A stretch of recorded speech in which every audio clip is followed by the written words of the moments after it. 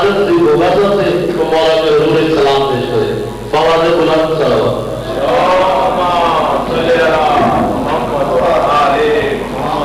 باز بلند صلوات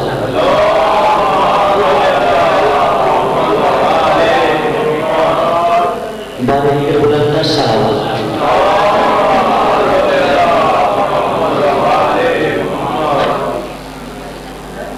علی کے ذکر کی محفل سجائے جس کا جی چاہے علی کے ذکر کی محفل سجائے جس کا جی چاہے کمائے کل جتنی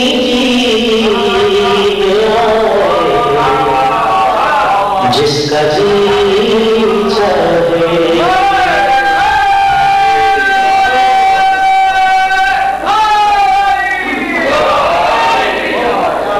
علی کے ذکر کی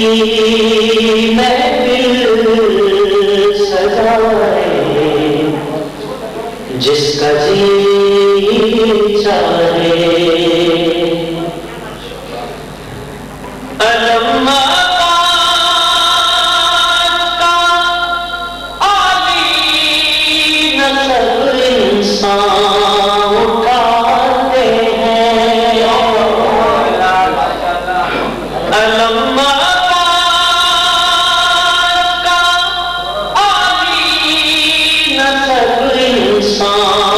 اٹھاتے ہیں یہ وہ پرچم نہیں آئے اٹھائے جس کا جی چاہے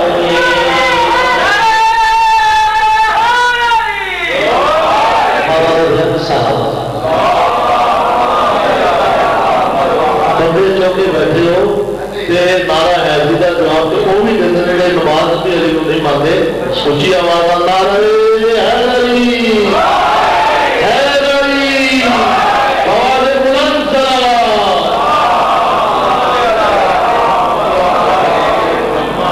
علم کا عالی نسل انسان اٹھاتے ہیں یہ وہ پرچم نہیں آئے اٹھائے جس کا جی چاہے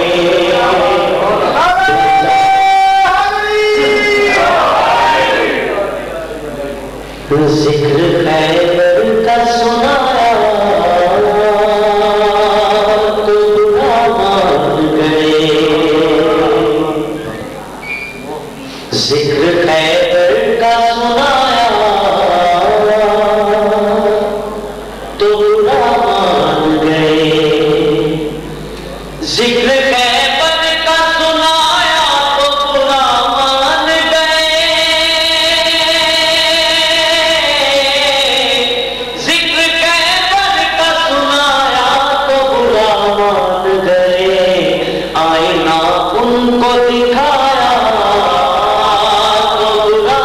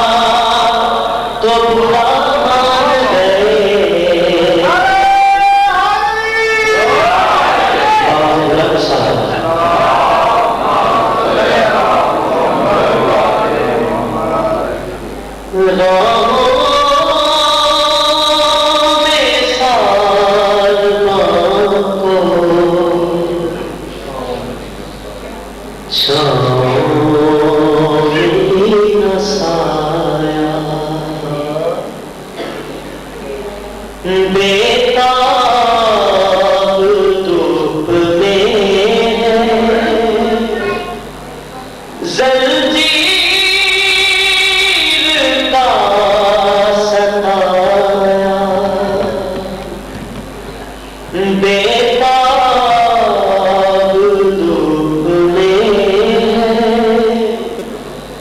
जंजीर का सताया राहों में सारवां को छाँव में न साया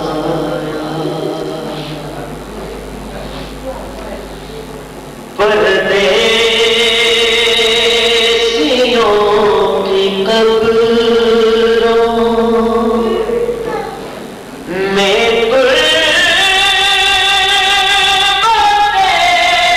तकीना परदेसियों की कब्रों में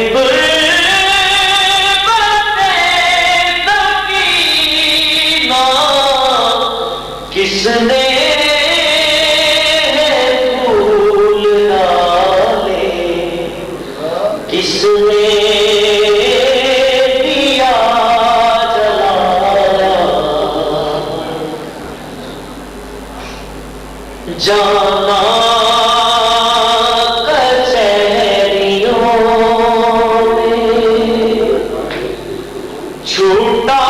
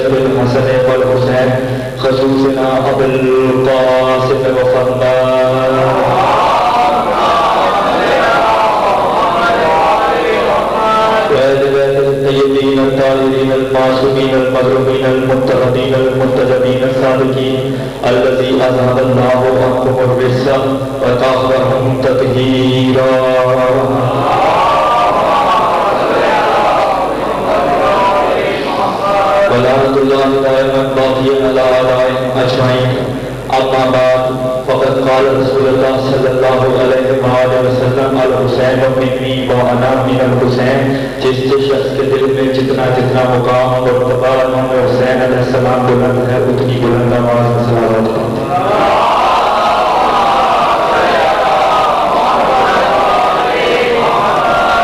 یہ 5 سے 7 منٹ کی حاضری ہے. 5 سے 7 منٹ کی اس حاضری کے اندر ناطق قرآن کی جس سورہ کو میں نے تلاوت کرنا شروع کیا ہے اس سورہ کا نام حسین ہے، اور جس تفسیر سے پڑھنا چاہتا ہوں اس تفسیر کا نام حسینیت ہے. قبلہ امام حسین علیہ السلام کائنات کی وہ واحد ہستی ہیں جو کائنات میں آئے تب بھی ایک مجرم کو شفا دی، جب کائنات سے گئے تب بھی ایک مجرم کو شفا دی. بندے ہمیں پریشان ہو گئے، جب کائنات میں آئے تو اس وقت عرش کے مجرم کو شفا دی. نام تھا اس کا فطرس، فاروق کے گئے جنرل. اچھا فطرس نے کیا نعرہ لگایا تھا؟ اس نے کہا تھا انا لا مثلے. اللہ تعالیٰ کو تکبر پسند نہیں، اللہ نے بار واپس نہیں ہے. پھر چند فرشتے وہاں کھڑے تھے، انہوں نے کہا کائنات کے اندر حسین آیا ہے، جا اس کے جھولے کے ساتھ اپنے آپ کو مس کر شاید تجھے شفا مل جائے. فطرس جھولے کے پاس آیا، فطرس نے اپنے آپ کو مس کیا، پر واپس ملے. پھر فطرس نے کہا انا لا مثلے. ساتھ کھڑے فرشتوں نے کہا ابھی کسی نعرے کی وجہ سے میرے پر واپس لے لیے گئے، تو پھر پر واپس ملنے پر یہی نعرہ لگایا. فطرس نے کہا پہلے جو پر دیے تھے کسی اور نے، آپ مجھے پر دیے حسین نے. حسین قریب ہی اتنا ہے جس کو جو دے دے واپس نہیں لیتا.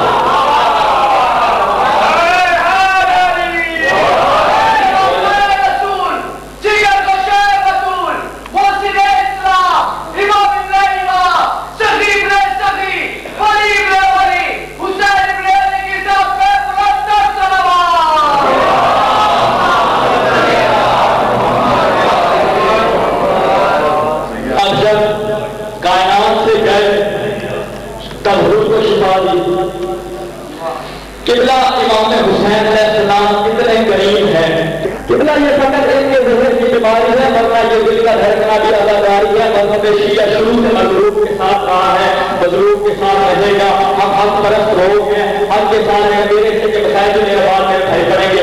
قبلہ کائنات و عالمیات کے عالمیات میں آزاداری حسین ابن علی علیہ السلام سے لوگوں نے اللہ کی بلندی پر اللہ کا کلام تلاوت کیا، آیات قرآن پاک پڑھی. اب اللہ کا قرآن میں یہ وعدہ ہے تم میرا ذکر کرو میں تمہارا ذکر کروں گا. چاند پوری کائنات اٹھا کر دیکھیے، حکومتیں بھاگتی رہی، مفتی فتوے لگاتے رہے، لیکن مصطفیٰ کی قسم، مرتضیٰ کی قسم، سید الشہداء کی قسم، بی فاطمہ الزہرا کی قسم، یہ تمام کی تمام حکومتیں، یہ تمام کے تمام مفتی اپنے قبلے سمیت جہنم میں جا گرے. حسین کل بھی زندہ باد تھا، آج بھی زندہ باد ہے.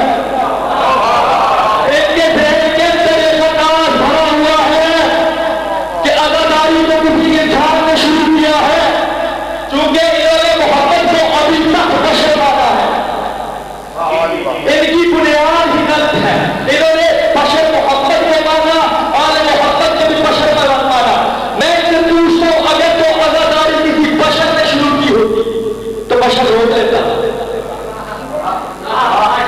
اگر تو بڑے آپ پریشان ہو گئے پھر پڑھ لیتا ہوں. اگر تو کسی بشر نے شروع کی ہوتی تو تم 14 سال کے کبھی وقت تلاش کرتے ہو، کبھی گولی چلاتے ہو، کبھی مارتے مارتے ہو، کبھی مولائی مارتے ہو، کبھی بلند مارتے ہو. اسی طرح حسین کی محفلیں سجتی ہیں، اسی طرح آزادار آتے ہیں، اسی طرح ذاکرین آتے ہیں، اسی طرح حکمران آتے ہیں. یہ آتے اس لیے ہیں کائنات کو بتاتے ہیں کہ یزید کے نام پہ اتنے لوگ جینے کو تیار تھے جن میں حسین کے نام پہ پڑھتے ہیں.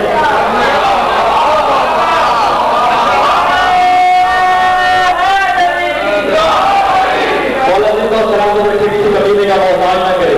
قبلہ 2012 کی ایک بات پر کہو، آپ کے دست کو دیکھ کے شاید میں 2-4 منٹ اور کروں. 2012 کے اندر جو بچے انٹرنیٹ سے رابطے میں رہتے ہیں یا پھر جو نیوز کے ساتھ جڑے رہتے ہیں، 2012 میں ستمبر کے اندر سپٹمبر جسے کہتے ہیں انگریزی میں، ستمبر کے اندر ایک بات ہوا میں آئی تھی جی آسمان سے پتھر گر رہا ہے. اگر کسی کو یاد کائنات کے اوپر پتھر گر رہا ہے، قیامت آنے والی ہے، قیامت آنے والی ہے. میں نے بڑے بڑے مولویوں کو ڈرتے ہوئے دیکھا کہ قیامت آنے والی ہے، قیامت آنے والی ہے.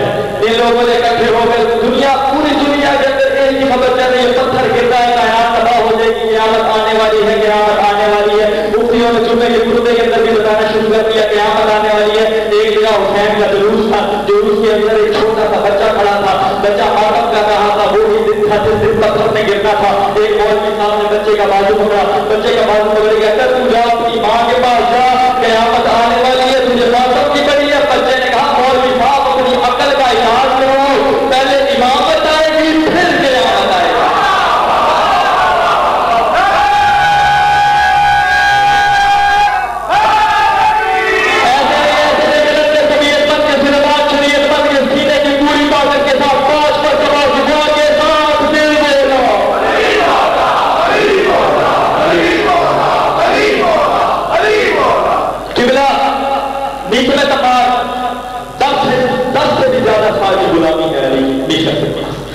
اس کو کیا ملا اس کی علم سے کہ اسے ایک حکمت ملی. بس آخری واقعہ پڑھنے میں میں چھوڑ میشن کو ایک حکمت ملی. حکمت کیا تھی؟ میشن جب تو کسی بندے کو دیکھتا تو بتا دیتا اس نے کام کیسے کیوں کہا.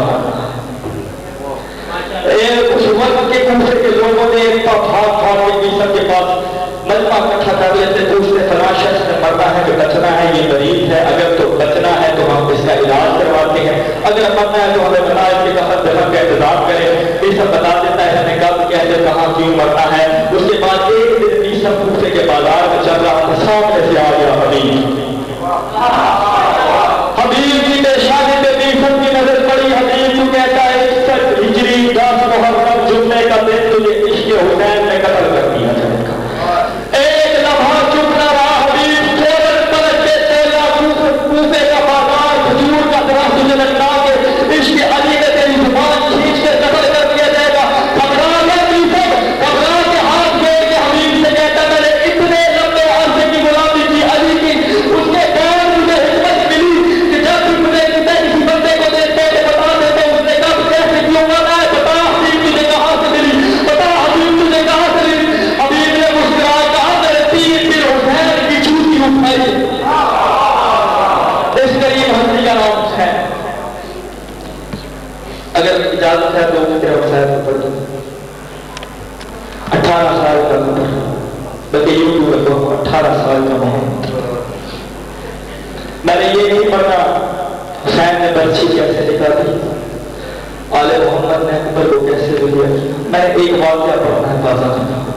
جب تمام سروں جنیدوں کو سوال کر دیا گیا, اگر تو ہر مومن کا یہ ایمان ہے کہ دل میں قبر حسین ہے تو جاؤ جس مرضی زوار سے جا کر پوچھو, جب بھی زوار قبر حسین پہ جاتے ہیں تو علی اکبر کے مسائل نہیں پڑھنے دیتے, قبر پلٹنا شروع ہو جاتی ہے. اگر تو یہ ایمان ہے کہ دل میں قبر حسین ہے تو تیری آنکھیں وضو نہ کرے تو جا کے آل محمد سے معافی مانگی. جب نیزوں پر سروں کو سوال کیا گیا نا بازار کے اندر سے لے کر جب یزیدی فوج سروں کو نکلی, ہر سر حسین کے سر کو دیکھتا تھا, حسین کا سر اکبر کے سر کو دیکھتا تھا. جہاں جہاں بازار میں کوئی موڑ آتا سارے سر گھوم کر حسین کے سر کو دیکھتے, حسین کا سر اکبر کے سر کو دیکھتا. مرنے کے بعد بھی شکر میں ان کو باپ بیٹے کا پیار پسند نہیں آیا. کمینے نے ایک رات اکبر کے سر کو کہیں میں چھپا لیا. اگلے دن سروں کی گنتیاں ہوئی, امام حسین کا سر کم نکلا. کمینہ تازیاں نہ اٹھا کر امام سجاد کی پہ آتا ہے. امام سجاد کی کمر پر کمینے نے تازیاں نے مارنا شروع کیا. امام سجاد نے کہا کمینے مارتا کیوں ہے؟ کہنے لگا بتا تیرے باپ کا سر کہاں. امام سجاد نے روکے کہا پہلے تو بتا اکبر کا سر کہاں ہے, جہاں پہ اکبر کا سر ہوگا وہیں میرے باپ کا سر ہوگا. کمینہ سپاہیوں کو لے کر اس جگہ پر جا کے کیا دیکھتا ہے, حسین اپنے کٹے ہوئے لبوں کے ساتھ اکبر کے بوسے بھی لیے جاتا تھا اور رو کے کہتا جاتا تھا اکبر تیرے جیسے جوان پنچھیوں کے لیے تو نہیں پالے جاتے. پھر دوبارہ ریلوں پر سر سوار ہوئے. ایک عیسائیوں کے بازار کے اندر سے جب انہیں دوسرا سروں کو دیکھ کے یزیدی فوج گزری نا تو ایک جگہ پہ چند مستورات عیسائیوں کی کھڑی تھی. ان میں سے ایک بوڑھی عورت نے ایک سر کی طرف دیکھ کر چلا چلا کر رونا شروع کر دیا. ساتھ کھڑی بیویوں نے کہا مسلمانوں کا اپنا معاملہ, ایک دوسرے کو قتل کیا ہے, تو کیوں رہتی ہے؟ اس بوڑھی عورت نے رو رو کے کہا دعا کرو یہ بولا ہے, دعا کرو یہ بولا ہو. ساتھ کھڑی مسلمانوں نے کہا کہنے لگی میں نے وہ پہلے نے محمد کو دیکھا تھا بالکل ایسی کہتا تھا. مومن اکرام چونکہ چہلم کے ایام ہے, چہلم کی مجلس ہے, میرے بھائی نے ابھی فضائل میں ذکر کیا اداکاری امام مظلوم کہاں سے شروع ہوئی. ایک پنجابی شاعر نے اسے قلم بند کیا, میں آپ کی نظر کروں گا, مولا کو ہدیہ کروں گا. شام دن تھکی ہوئی سیر جنہیں براد نگری چاہیے نا جی, براد قبر کل لا کے جڑے غیر کیتے جنہیں مجلس کی تینا پاک مخدومہ ملکہ نے وہ پنجابی شاعر کیا ہے کہ شبیر کی ذاکرہ حسین علی جے کی دیے مجلس ایجاد ہے مجلس شام سے ایجاد ہوئی شبیر کی ذاکرہ حسین علی جے کی دیے مجلس ایجاد ہے پہلی مجلس بڑی شام کے وچ جگہ تیئے سین آزاد ہے دوسری مجلس قبر معصومہ تے تیجی پڑی اس شہر بھرا دے چوتھی مجلس پڑی اس بدنہ تے جگہ لگی ہے گل سو رات